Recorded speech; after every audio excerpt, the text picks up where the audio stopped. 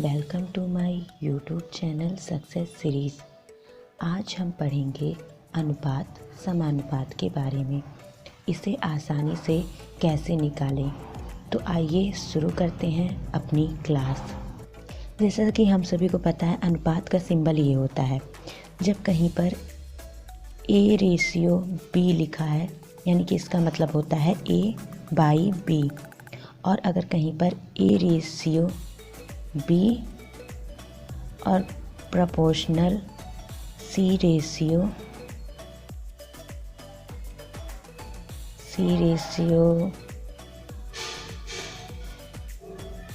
लिखा हो तो इसका मतलब होता है A/B = C/D।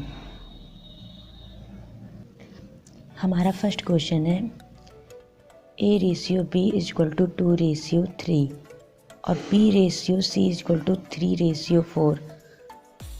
देन हमें फाइंड करना है वैल्यू इसकी A/B/C = व्हाट। जैसे हम जानते हैं इन दोनों में क्या चीज़ कॉमन है, B कॉमन है और B दोनों जगह पे उनकी वैल्यू क्या है, सेम है। 3 यहाँ पे भी है और 3 यहाँ पे भी है। तो इसके रेशियो में जब सेम वैल्यू रहती है तो उसका मतलब प्लेस वैल्यू वही लिख देते हैं, यानी कि A/B/C निकालना है तो A की वैल्यू क्या है, 2 है, 2 लिख लेंगे। और B दोनों जगह पे सेम है, यानी 3 यहाँ पे भी है, 3 यहाँ पे भी है, तो हम 3 लिख लेंगे। और C 4 है तो 4 लिख लेंगे। यही इसका आंसर हो जाएगा, यानी A/B/C = 2/3/4। यही आंसर हो जाएगा।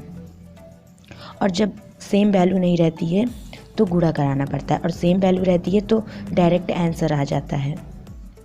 नेक्स्ट क्वेश्चन है A/B = 4/6 और B/C = 3/1। देन फाइंड करना है वैल्यू A/B/C = व्हाट। यहाँ पर भी B कॉमन है, लेकिन B की प्लेस वैल्यू सेम नहीं है। पहले में तो 6 है और दूसरे में 3 है, तो यहाँ पे 6 है और 3 है। अब 6 है यहाँ पे, तो हम 3 को 6 बना सकते हैं, यानी कि 3 को 6 बनाने के लिए क्या कर सकते हैं, 3 2 जा 6, यानी कि इसको 2 से मल्टीप्लाई कराकर इसे 6 बना सकते हैं। तो 2 से मल्टीप्लाई कराएंगे तो पूरे में मल्टीप्लाई कराएंगे, तो ये आ जाएगा, जब 2 से मल्टीप्लाई कराएंगे 3 2 जा 6 आ जाएगा और 2 1 जा 2। अब देखिए C की वैल्यु सेम हो गई, B की वैल्यू सेम हो गई। B यहाँ पे 6 था और यहाँ पे भी अब 6 हो गया, तो अब हम लिख सकते हैं A की वैल्यू क्या है, 4 रेशियो, और अब B की वैल्यू सेम हो गई, 6 हो गई है, 6 रेशियो, यहाँ पे C की वैल्यू क्या आ गई है, 2। तो ये आंसर हो जाएगा 4/6/2। यही आंसर हो जाएगा।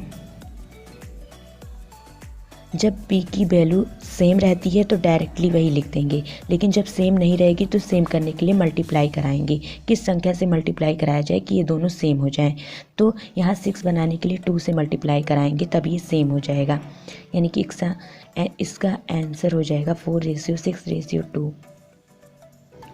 नेक्स्ट क्वेश्चन है A/10 = B/2 = C/5। देन हमें वैल्यू फाइंड करनी है A/B/C = व्हाट। तो ऐसे क्वेश्चन का ट्रिक, वैसे तो ये क्वेश्चंस लंबे में सॉल्व होते हैं, लेकिन इन्हें एग्ज़ाम में, कंपटीशन एग्ज़ाम में हमें डायरेक्टली बहुत कम समय में सॉल्व करना रहता है, तो इसे हम डायरेक्टली सॉल्व कर सकते हैं। A के नीचे मतलब A जिससे डिवाइड हो, B जिससे डिवाइड हो, C जिससे डिवाइड हो, वही रेशियो में इसका मान हो जाता है। यानी A किससे डिवाइड है, 10, तो यहाँ 10 हो जाएगा 10, और B किससे डिवाइड है, 2, तो ये 2 हो जाएगा, और C किससे डिवाइड है, 5, तो यही A/B/C का मान हो जाता है 10/2/5। यही आंसर हो जाएगा।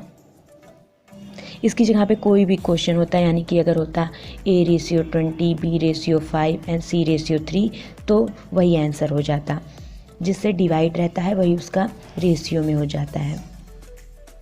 हमारा नेक्स्ट क्वेश्चन है 2/3A = 4/5A = 5/7C। देन हमें वैल्यू फाइंड करनी है A/B/C = व्हाट। अगर यहाँ पे ऊपर ये 2 4 5 ना होता तो डायरेक्टली इसका अनुपात हो जाता 3:5:7, लेकिन ऊपर संख्या है 2 है 4 है और 5 है।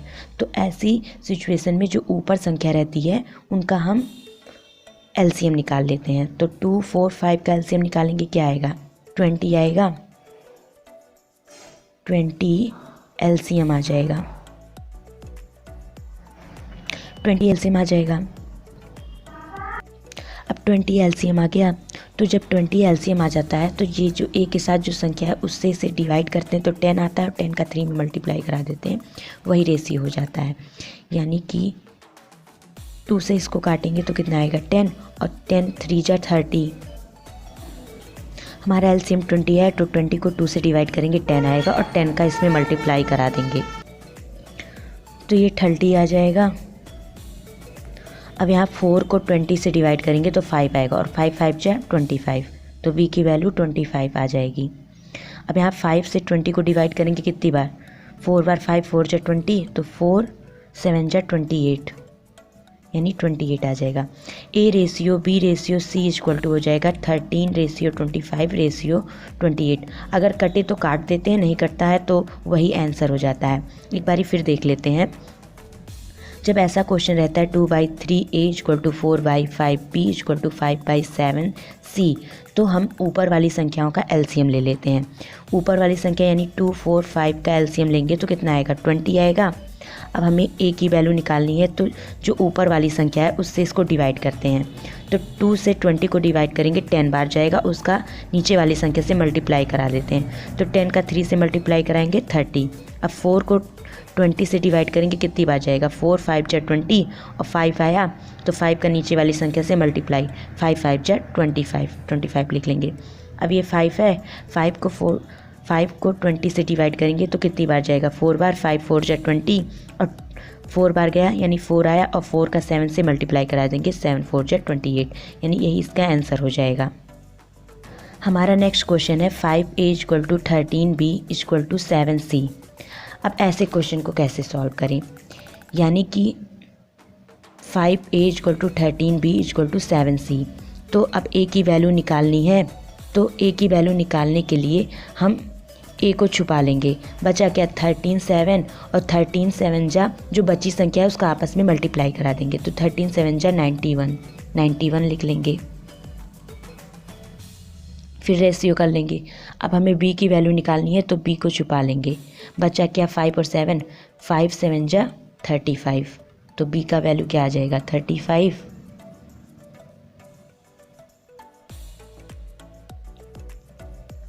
अब C की वैल्यू निकालनी है तो C को छुपा लेंगे। बची ये दोनों संख्या यानी कि 13 5 जा 65, तो C की वैल्यू आ जाएगी 65।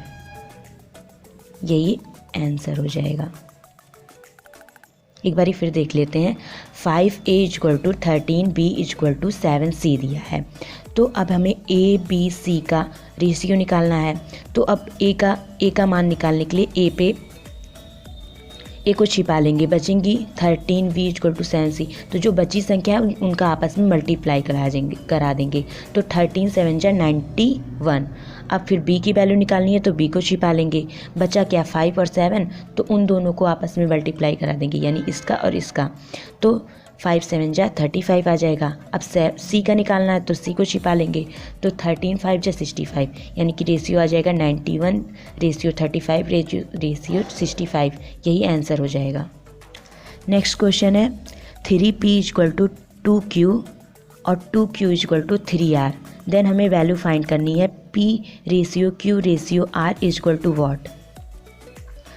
तो हमें पता है ये मल्टीप्लाई में है, उधर जाके डिवाइड में हो जाएगा। यानी कि जैसे 3 इंटू ये दिया है, तो ये Q मल्टीप्लाई में है, इधर आके डिवाइड हो जाएगा। ये मल्टीप्लाई में इधर आके ये डिवाइड हो जाएगा, यानी P/Q इक्वल टू हम लिख सकते हैं 2/3। और ये भी तो लिख सकते हैं कि P ratio Q equal to 2 ratio 3। और नेक्स्ट जो दिया है 2Q इक्वल टू 3R, तो हम इसे लिख सकते हैं Q, यहाँ R मल्टीप्लाई में है, इधर आके डिवाइड में हो जाएगा R, और यहाँ 3 बचा और ये मल्टीप्लाई में था, इधर आके डिवाइड हो जाएगा, यानी 3/2। इसे लिख सकते हैं Q ratio R equal to 3/2। अब हमें P ratio Q ratio R निकालना है। अब हम देखेंगे Q तो दोनों में कॉमन है, लेकिन देखते हैं उनकी प्लेस वैल्यू सेम है। हाँ सेम है। जब सेम है तो हमें मल्टीप्लाई कराने की ज़रूरत नहीं, लेकिन अभी यहाँ पे 6 होता तो इसको 6 बनाना पड़ता, यानी कि इसमें पूरे में 2 से मल्टीप्लाई कराना पड़ता, लेकिन यहाँ पे सेम है। Q की प्लेस वैल्यू सेम है, यानी 3 है। तो डायरेक्टली हम लिख सकते हैं P ratio Q ratio R equal to आ जाएगा हमारा, P की वैल्यू 2 है और Q दोनों जगह सेम है 3, तो 3 ही हो जाएगा, और R 2 है तो 2, यानी कि इसका आंसर हो जाएगा 3/2 डायरेक्टली। और सेम नहीं रहता है तो मल्टीप्लाई करा देते हैं इक्वल करने के लिए। Thank you guys for watching my video. अगर आपको हमारा वीडियो अच्छा लगा हो तो कमेंट कर ज़रूर बताएं। इसी तरह के वीडियो देखने के लिए चैनल को सब्सक्राइब करें और लाइक शेयर कमेंट ज़रूर करें। थैंक यू, बाय बाय, नमस्ते।